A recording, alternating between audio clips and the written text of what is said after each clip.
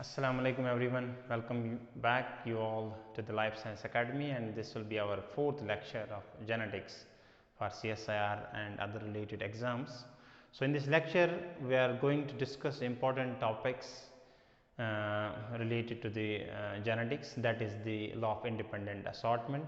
And law of independent assortment, you might have seen a lot of questions in the CSIR from law of independent assortment. यहाँ से अच्छे खासे questions बन के आते हैं, अच्छे खासे न्यूमेरिकल्स बन के आते हैं, तो वो सारी चीज़ें हम यहाँ पे डिस्कस करेंगे।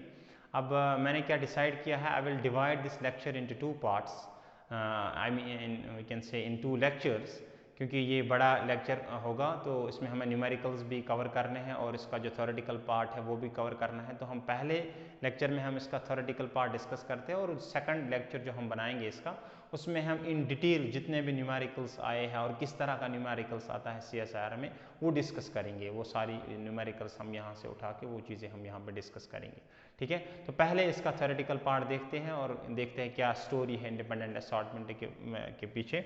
इंडिपेंडेंट असॉर्टमेंट अगर आपको याद होगा, जब मैंने पहला लेक्चर दिया था क्रोमोसोमल बेस ऑफ इनहेरिटेंस, उसमें मैंने ये सारी चीज़ें डिस्कस की है।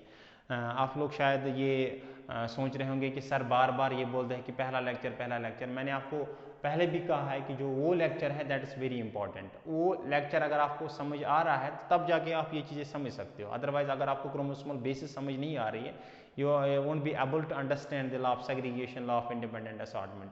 तो वहाँ पे हमने ये डिस्कस किया है, जब मियोसिस फर्स्ट कंप्लीट होती है तो होमोलॉगस क्रोमोसोम सेपरेट हो जाते हैं एक दूसरे के साथ, तो वो एक दो वहाँ से दो सेल्स बन के आती है, सेकेंडरी गैमीट जिनको हम बोलते हैं। अब दिस इज ये नज़ारा जो आपको यहाँ पे मैं क्रोमोसोम मैंने दो ही दिखाए, इसी तरह this is chromosome number 1 pair, 2 pair, 3, 4, 5, इसी तरह 23 पेयर क्रोमोसोम्स होंगे टोटल मिला के। तो अगर मैं यहाँ पे दिखा रहा हूँ फॉर एग्जांपल, जब यहाँ से दो सेल्स बन के आएंगी, यहाँ से जो दो सेल्स बन के आएंगी, तो इस सेल में अगर आप बात करोगे, इस सेल में क्रोमोसोम नंबर 1 जो है दैट इज मैटरनल, और इस सेल में जो क्रोमोसोम नंबर 2 है दैट इज पैटर्नल, यही है। और इसी तरह अगर आप इस सेल की बात करोगे, chromosome number 1 is paternal here and chromosome number 2 is maternal here. यही है law of independent assortment. Law of independent assortment ये बोलता है that the segregation of non homologous chromosomes, these are non homologous, these are not homo, these two are homologs, but this and this red and black one, these are non homologous chromosome. तो law of independent assortment ये कहता है that segregation of non homologous chromosome at metaphasic plate at anaphase first is independent of each other. That means अगर इस cell में, cell number 1 में 1 वाला chromosome number 1 जो है वो मैटरनल गया है, इससे कोई फर्क नहीं पड़ेगा कि क्रोमोसोम नंबर 2 भी इसमें मैटरनल जाएगा या क्रोमोसोम नंबर 2 इसमें पैटर्नल नहीं जा सकता है, otherwise it is dependent on each other. तो ऐसा नहीं है। इंडिपेंडेंट असॉर्टमेंट ये बोलता है जो इनका सेग्रीगेशन है दैट इज इंडिपेंडेंट। अगर आपको यहाँ पे 1 मैटरनल है, 2 भी मैटरनल आ सकता है और 2 पैटर्नल भी आ सकता है। Segregation of 1 will not affect the segregation of 2। ये डिपेंड करता है कि यहाँ पे जो अलाइनमेंट हुआ है वो किस तरह से हुआ है। अब ये नज़ारा ऐसे भी हो सकता है, क्रोमोसोम नंबर जो 2 है वो ऐसे भी हो सकता है, मैटरनल इस साइड और पैटर्नल उस साइड, और क्रोमोसोम नंबर 1 जो है ये ऐसे भी हो सकता है, पैटर्नल इस साइड और मैटरनल इस साइड। इसी तरह कई सारी पॉसिबल कॉम्बिनेशंस यहाँ पे बन सकती है और उस वजह से कई सारे पॉसिबल सेग्रीगेशंस हो सकते हैं, because the segregation is independent. The segregation of non-homologous chromosome is independent, or in other words we can see that the genes present on the chromosome number 1 will segregate independently over the genes that are present on chromosome number 2. This is the simple and simplified definition of the law of independent assortment. अब हम इसकी definition ले लेते हैं। Definition जो इसकी है that is, according to this law, alleles from 2 or more different genes are sorted into gametes independently of one another, or in other words, the alleles received by a gamete for one gene has no effect on the allele received for the another gene. That means alleles जो है, ये जो genes है on non homologous chromosomes, they will segregate independently, they will assort independently of each other. So this is the simple definition of the law of independent assortment. अगर आपको फिर भी कुछ confusion यहाँ से रहता है तो आप पहला लेक्चर जो है क्रोमोसोमल बेस ऑफ इनहेरिटेंस एक बार जरूर देखिएगा, वहाँ पे आपको और भी चीज़ें क्लियर होंगी। तो इंडिपेंडेंट असॉर्टमेंट हमने ये तो डेफिनेशन थी इंडिपेंडेंट असॉर्टमेंट में। जो इंडिपेंडेंट असॉर्टमेंट अगर हम वैलिडेट करेंगे तो वैलिडेट करने के लिए हमें करना है डाई हाइब्रिड क्रॉस। जैसे हम लॉ ऑफ सेग्रीगेशन को हमने वैलिडेट किया था मोनो हाइब्रिड क्रॉस से। मोनो हाइब्रिड और डाई हाइब्रिड में क्या फ़र्क है? मोनो हाइब्रिड में हम सिर्फ एक कैरेक्टर की बात करते हैं एट ए टाइम। वहाँ पे हमने प्लांट की हाइट को लेके डिस्कस किया था कि प्लांट की हाइट या तो टॉल होगी या डिवॉर्फ होगी, that is one character, that is one trait. लेकिन हम डाई हाइब्रिड कर रहे हैं तो we will take two characters और we will take two traits.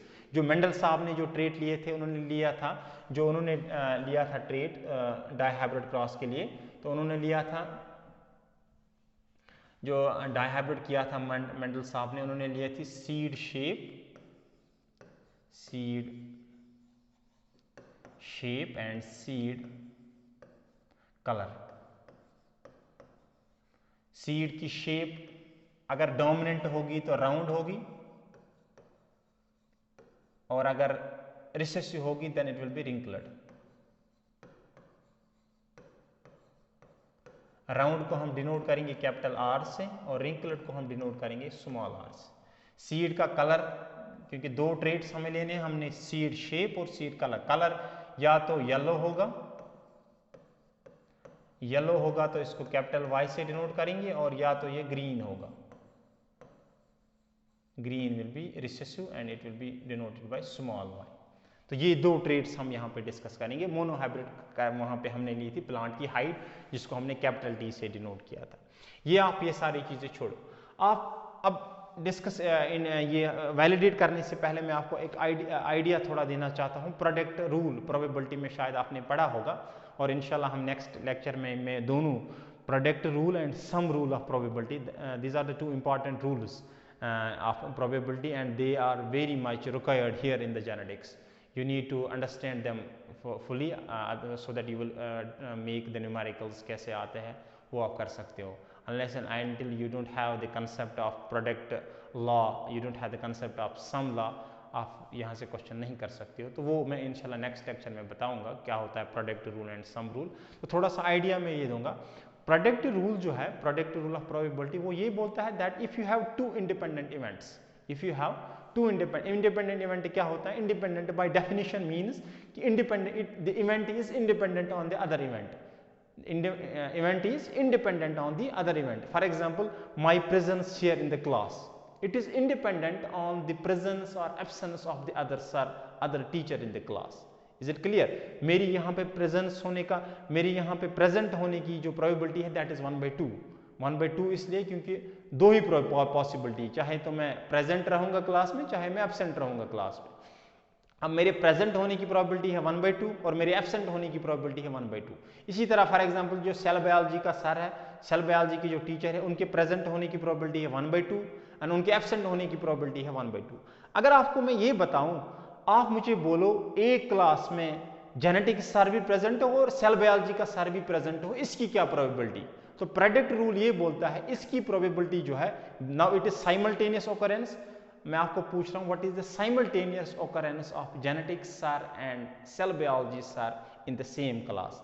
Predict rule आपको बताता है the simultaneous occurrence of two independent events is the product or is the multiplication of their independent events.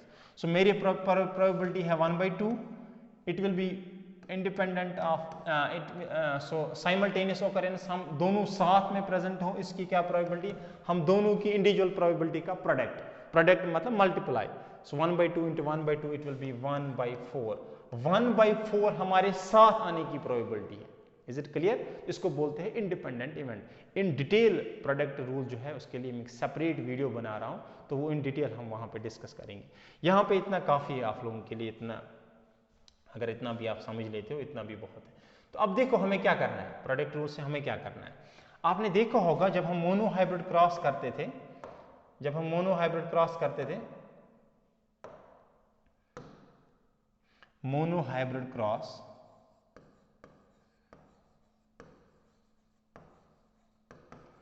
Hybrid cross का जो phenotypic ratio that was 3:1, और इसका genotypic ratio क्या है? Genotypic ratio is 1:2:1, यही आ रहा है ना। मोनोहाइब्रिड क्रॉस में क्योंकि हम एक जीन की बात कर रहे हैं और डाइहाइब्रिड क्रॉस में हम दो जीन्स की बात कर रहे हैं, और लॉ ऑफ इंडिपेंडेंट असॉर्टमेंट बोलता है कि genes have independent segregation, they are independent of each other. अगर ये इंडिपेंडेंट है, they should follow the product rule, they should follow the product rule, and the result should be the phenotypic ratio of dihybrid cross should be then dihybrid cross का जो ratio है phenotypic ratio, this should be 3:1 will be 9:3:3:1, यही ratio बनना चाहिए यहाँ पे। और ये जो रेशियो है it should be converted into, अगर आप इसको मल्टीप्लाई करोगे 1:2:1, अगर आप मल्टीप्लाई करोगे इट विल बी 1:1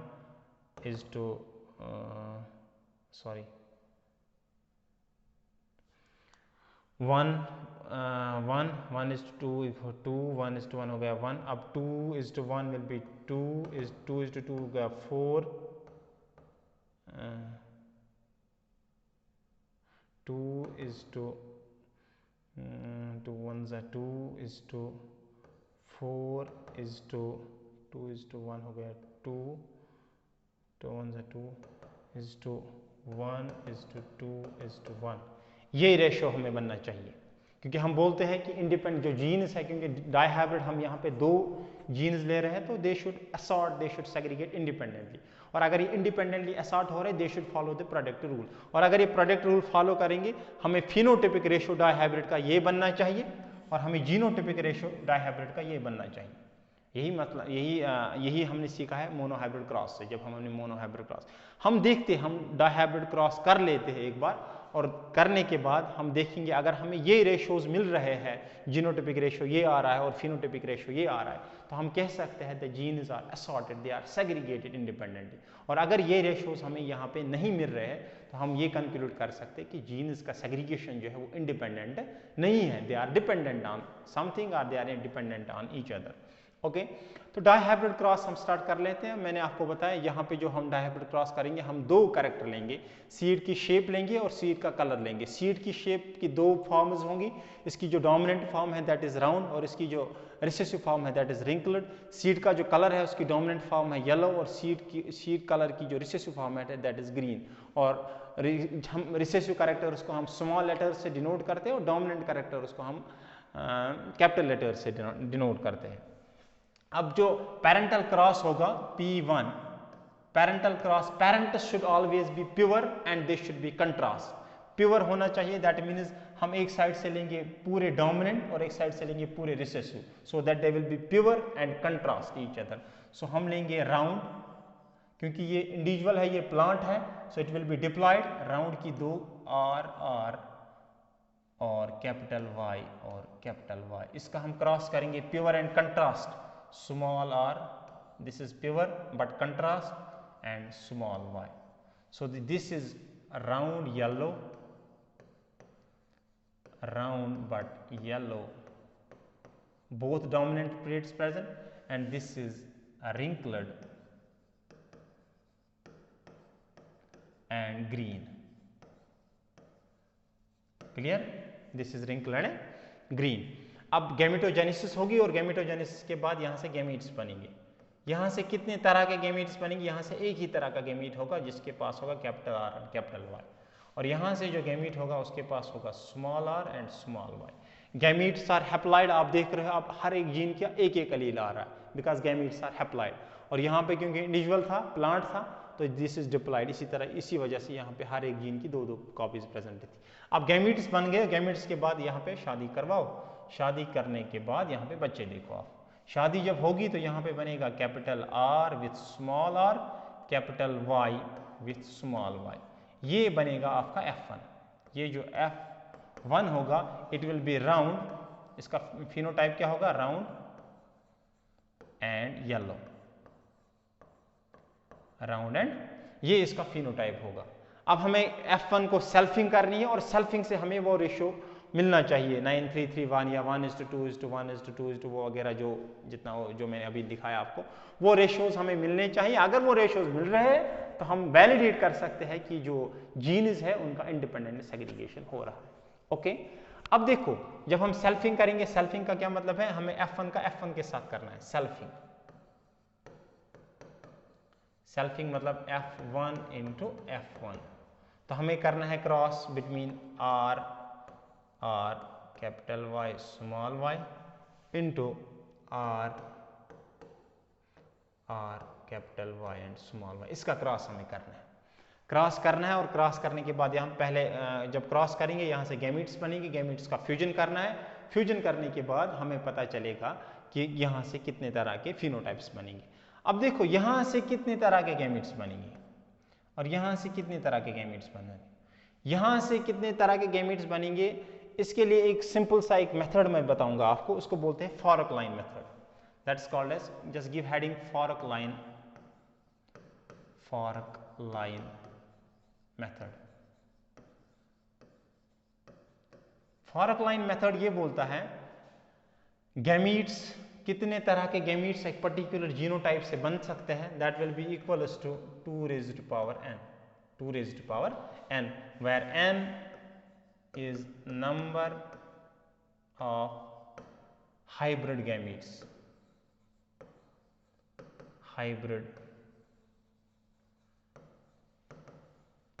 वो क्या होता है मैं आपको देखूँ। फॉर एग्जाम्पल अगर आपके पास एक गैमीट है a plus A, b plus B, c plus N, c, ये गैमीट है और मैं आपको बता रहा हूं कि यहां से कितने तरह के गैमीट्स बनेंगे।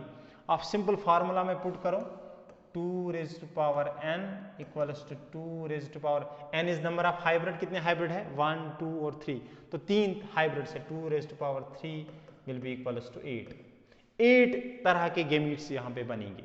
अब कैसे बनेंगे 8 तरह के मैं दिखाऊंगा। चाहे यहाँ पे पॉसिबिलिटी है कैपिटल ए स्मॉल ए, ये एक पॉसिबल कॉम्बिनेशन है।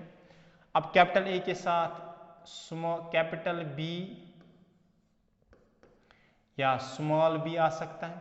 अब इस कैपिटल बी के साथ कैपिटल सी या स्मॉल सी आ सकता है। अब इस स्मॉल बी के साथ कैपिटल सी या स्मॉल सी आ सकता है। स्मॉल ए के साथ कैपिटल बी आ सकता है और स्मॉल बी आ सकता है। कैपिटल बी के साथ कैपिटल सी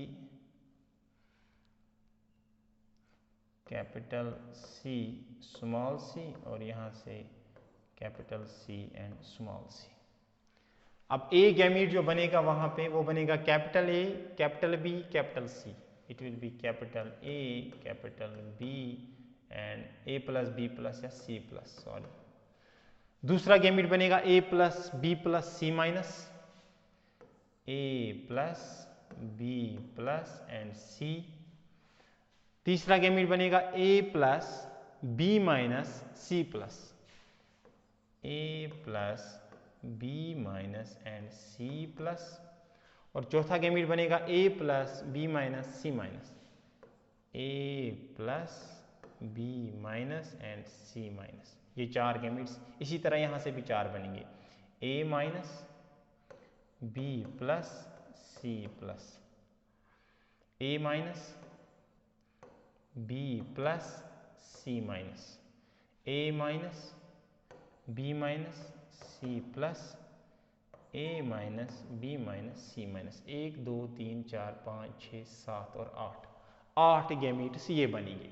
अब इतना अगर आप ऐसे बनाओगे एग्जाम में तो ये तो पूरा 2.5 घंटे तो इसी में चले जाएंगे। तो उसके लिए आपको सिंपल फार्मूला पुट करनी है 2 raised to power n, where n is the number of hybrids। तो अगर यहाँ पे 3 हाइब्रिड है तो 8 गैमीट्स बनेंगे। अगर आपके पास 2 हाइब्रिड है A plus A B plus B, तो यहाँ से बनेंगे 2 raised to power 2 is equal to 4 तरह के गैमीट्स बनेंगे। कौन से 4 बनेंगे वो आप प्रैक्टिस करो, आप देखो कौन से 4 बनेंगे वहां पे, ठीक है।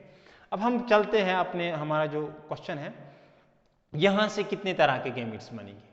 यहां पे क्योंकि 2 हाइब्रिड है, ये भी हाइब्रिड, ये भी हाइब्रिड, ये भी हाइब्रिड, यहाँ पे 2 हाइब्रिड है तो यहां से इस साइड से 2 raised to power 2 raise to power 2, 4 तरह के गैमेट्स बनेंगे। और यहाँ से भी बनेंगे 2 raise to power 2 will be 4 तरह के गैमेट्स। कौन से 4 बनेंगे यहाँ पे मैं दिखाता हूँ, 1 2 3 और 4।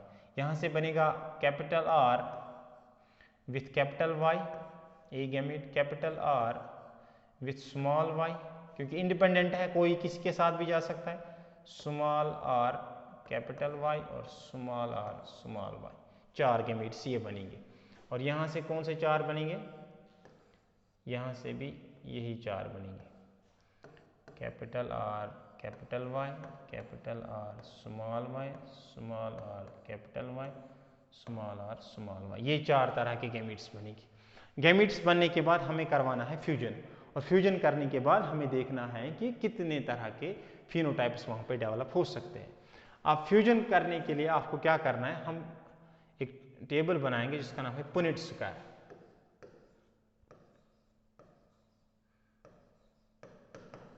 पुनेट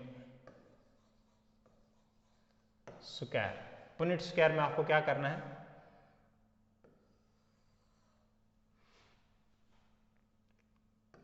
ए गैमेट्स हम यहाँ पे लिखेंगे,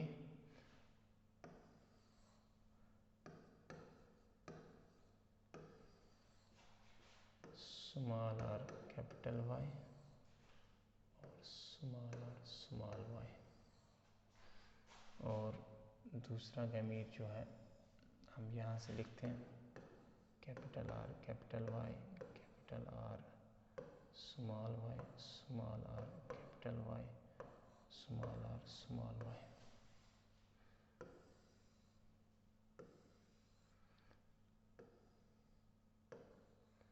ये मेल्स ले लो और ये फीमेल्स ले लो यहाँ से।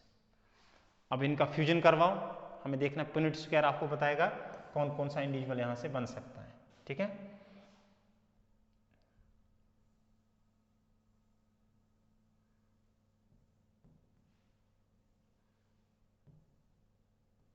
Okay, it will be capital R capital R capital Y capital Y।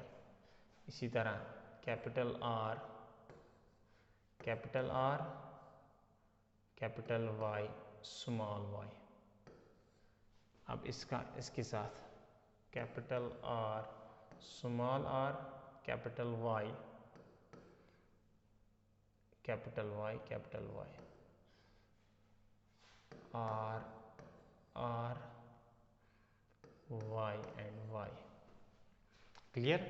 इसी तरह ये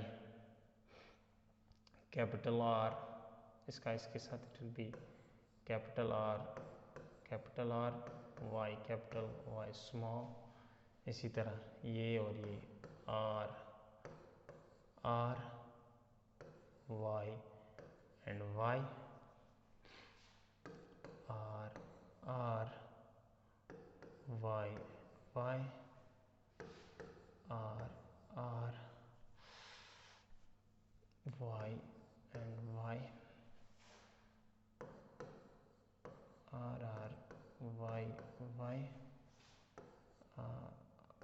capital R small r, और Y and Y, this will be R R Y and Y, this will be R R Y and Y। अब ये होंगे R R Y Y, this will be R R small y, this will be R R Y and Y, this will be R R Y and Y। इसको बोलते हैं Punnett square. क्या बोलते हैं? Punnett square. Punnett square में अगर आप देखोगे यहाँ पे टोटल कितने तरह के, टोटल कितने इंडिविजुअल्स बने, 1 2 3 4 5 6 7 8 10 11 12 13 14 15 16 टोटल बने। क्योंकि अगर आपको याद होगा मोनो हाइब्रिड में टोटल 4 बने थे, और डाई हाइब्रिड में कितना बनना चाहिए? डाई हाइब्रिड में 4 × 4 क्योंकि ये इंडिपेंडेंट है ना, 4 × 4 यहाँ पे 16 बनने चाहिए और यहाँ पे 16 बने। अब हमें देखना है राउंड कितने बने, रिंकलेट कितने बने, जो रेशियो है, ये सारी चीज़ें हमें यहाँ पे डिस्कस करनी है। तो हम एक टेबल बनाते हैं। अब यहाँ पे लिखो फिनोटाइप,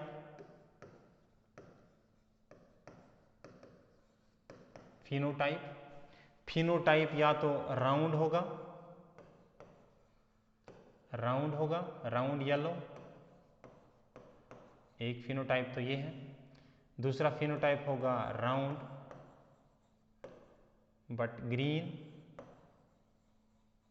तीसरा फिनोटाइप होगा रिंकल्ड येलो। और चौथा फिनोटाइप होगा रिंकल्ड ग्रीन। जो फिनोटाइप होगा राउंड येलो, ये कैसे आ सकता है? राउंड येलो जो फिनोटाइप है, इट विल बी जीनोटाइप। अगर हम इसका लिख लेते हैं यहाँ पे, राउंड येलो ऐसे भी आ सकता है, राउंड येलो, दोनों डोमिनेंट। राउंड येलो ऐसे भी आ सकता है, कैपिटल R हाइब्रिड कंडीशन में, और Y भी होगा यहाँ पे hybrid condition. This is also round yellow. Round yellow हमें ऐसे भी मिल सकता है, राउंड येलो, ये भी राउंड येलो है। और कौन सी कंडीशन हम किस कंडीशन से हम राउंड येलो बना सकते हैं? 1 2 राउंड येलो, ओके। एक कंडीशन तो ये होगी राउंड येलो, ये भी राउंड येलो, ये भी राउंड येलो, और एक कंडीशन हमें ये भी मिल सकती है R Y एंड Y, ये भी राउंड येलो। राउंड येलो ये भी बन सकता है, ये भी राउंड येलो, ये भी राउंड येलो, और ये भी राउंड येलो। अब रिंकल्ड ग्रीन जो है आपके पास, रिंकल्ड और ग्रीन, ये आप इसको मैं दूसरे कलर से दिखाता हूँ।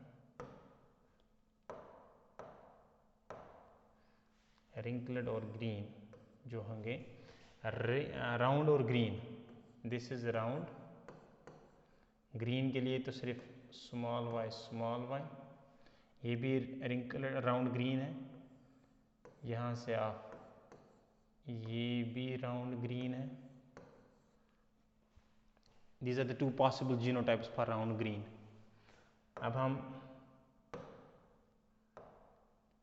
wrinkled और येलो, wrinkled और येलो, wrinkle होने के चाहिए स्मॉल r, येलो ऐसे भी आ सकता है, और wrinkled येलो ऐसे भी आ सकता है, ठीक है। और आपके पास है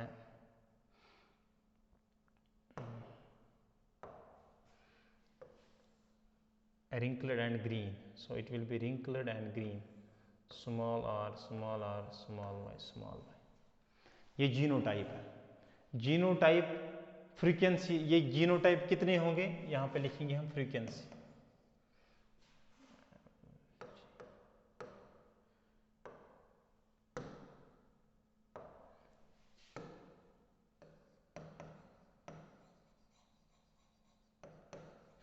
फ्रीक्वेंसी अगर हमारे पास फार्मूला है 2 raised to power n, 2 raised to power n, where n is the number of hybrids। 2 raised to, यहाँ पे कितने hybrids हैं? 2 raised to power 0, 2 raised to power 0, anything raised to power 0 is 1, 2 raised to power 0 is 1, so ये बनेगा 1। 2 raised to power यहाँ पे कितने hybrid? 2, 2 raised to power 2 is 4।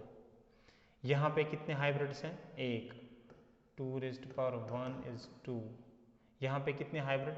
1, 1 is 2। यहाँ पे कितने hybrid? 2 raised to power 0 is 1, 2 raised to power 1 is 2।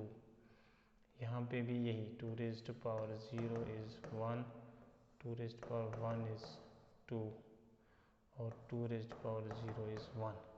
ये है जीनोटाइप और ये है जीनोटाइप का रेशियो। अब फिनोटाइप जो है, फिनोटाइप अगर आप देखोगे, ये राउंड येलो, ये राउंड येलो, ये राउंड येलो, ये कुल मिला के कितने राउंड येलो? 4, 5, 6, 7, 8 और 9. These are 9. So this round yellow is 9. दूसरा है round and green. Round and green हमारे पास कितने हैं? 2 and 1 is 3. So these are 3. और रिंकल्ड एंड येलो हमारे पास 2, 1, 2, 1, 3, ये भी 3. और रिंकल्ड एंड ग्रीन हमारे पास कितने हैं? 1. तो रेशियो, फिनोटिपिक रेशियो जो है 9, 3, 3, 1.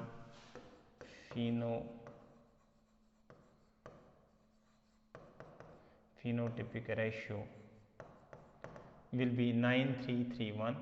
9:3:3:1. और जीनोटिपिक रेशियो जो है दैट इज 1:, जीनोटिपिक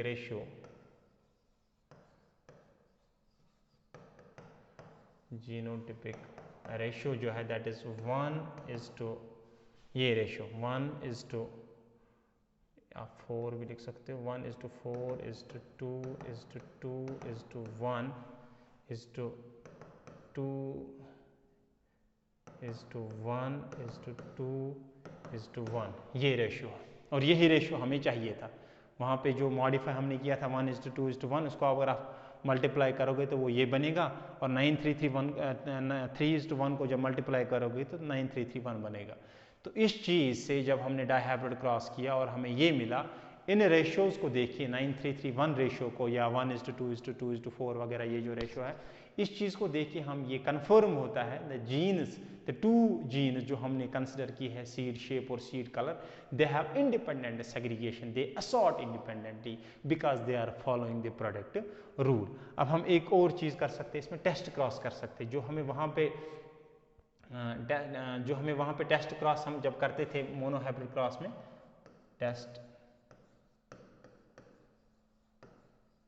क्रॉस जब हम करेंगे तो मोनोहाइब्रिड में जब हम टेस्ट क्रॉस करते थे वहाँ पे रेशियो मिलता था 1:1 हमें रेशियो मिलता था. तो डाइहाइब्रिड में इट्स मोनोहाइब्रिड. तो डाइहाइब्रिड में it should be multiply of 1:1.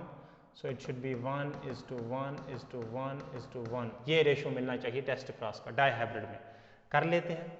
Dihybrid का टेस्ट क्रॉस हमें किसका करना है? इसका हमें टेस्ट क्रॉस करना है. ये हमारे पास F1 था.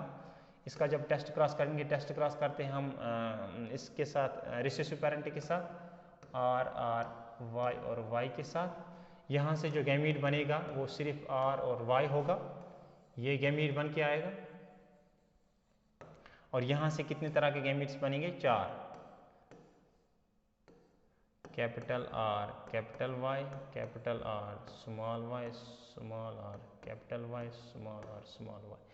अब ये गैमीट जब फ्यूजन होगा, इसका और इसका जब फ्यूजन होगा, you will have capital R, capital R, capital Y, small y.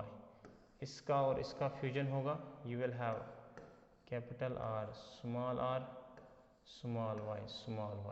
इसका और इसका फ्यूजन होगा, you will have small r, capital Y, small y. और इसका फ्यूजन होगा, you will have small r, small y, small y. इसका colour कैसा? Round and yellow, round yellow. इसका शेप कैसी? Round but wrinkled, round wrinkled. This is wrinkled, sorry, this is round and green, round and green. This is wrinkled but yellow, yellow इसलिए क्योंकि इसमें yellow gene जो है वो dominant है. And this is wrinkled and green. Phenotypic ratio क्या बनेगा? 1:1:1:1. ये फिनोटिपिक रेशियो बन के आएगा टेस्ट क्रॉस का. और इन चीज़ों को देख के 1:1:1 रेशियो, तो ये प्रोडक्ट रूल फॉलो कर रहा है. ये सारे रेशियोज देख के हमें ये कंफर्म कह सकते, हम ये कंक्लूड कर सकते हैं कि जो जीन्स है जो हमने 2 जीन्स कंसिडर किए थे, they assort, they segregate independently because they are following the product rule, और product rule से ही हमें ये ratios मिलते हैं. तो इंशाल्लाह in the next lecture we will take the numericals. Now we are good to go for the numericals. जितने भी हमारे मेरे पास अवेलेबल है न्यूमेरिकल्स, मैं आपको वो सारे दिखाऊंगा. किस तरह के न्यूमेरिकल्स यहाँ से आते हैं वो सारी चीज़ें मैं आपको बताऊंगा इन द नेक्स्ट लेक्चर, क्योंकि लेक्चर ऑलरेडी बहुत बड़ा हो चुका है. तो एक रिक्वेस्ट मेरी आपसे ये है कि अगर आप वाकई में CSIR के लिए प्रिपरेशन करना चाहते हैं तो ये सारे लेक्चर्स आपको from start to the end सुनने पड़ेंगे. आप बीच में वीडियो उठा के पढ़ नहीं सकते हैं, देख नहीं सकते, क्योंकि उससे आपको कोई फ़ायदा नहीं मिलने वाला है. तो मैं ऑनेस्टली आपको ये चीज़ सजेस्ट करूँगा कि अगर आपको वाकई में आप CSIR के लिए जेनेटिक्स या इंशाल्लाह हम वो बाकी चीज़ें भी ऐड करेंगे. तो अगर आप चाहते हैं कि हम यहाँ से कोचिंग लें तो आप पूरा वीडियो स्टार्ट से लेके एंड तक देख लीजिएगा. ठीक है, तो इस वीडियो में फ़िलहाल इतना ही. Thank you so much for your kind attention. तो अगर आपके पास कोई भी कमेंट या फीडबैक अगर आप कुछ देना चाहते हैं तो प्लीज़ आप हमें ये कमेंट सेक्शन में लिख सकते हैं. अगर आपको हमारी ये चैनल पसंद आ रही है, अगर आप वाकई में आपको लग रहा है यहाँ पे जो कंटेंट मिल रहा है वो आपके लिए फ़ायदेमंद है, तो please subscribe, share and like our channel. Thank you so much.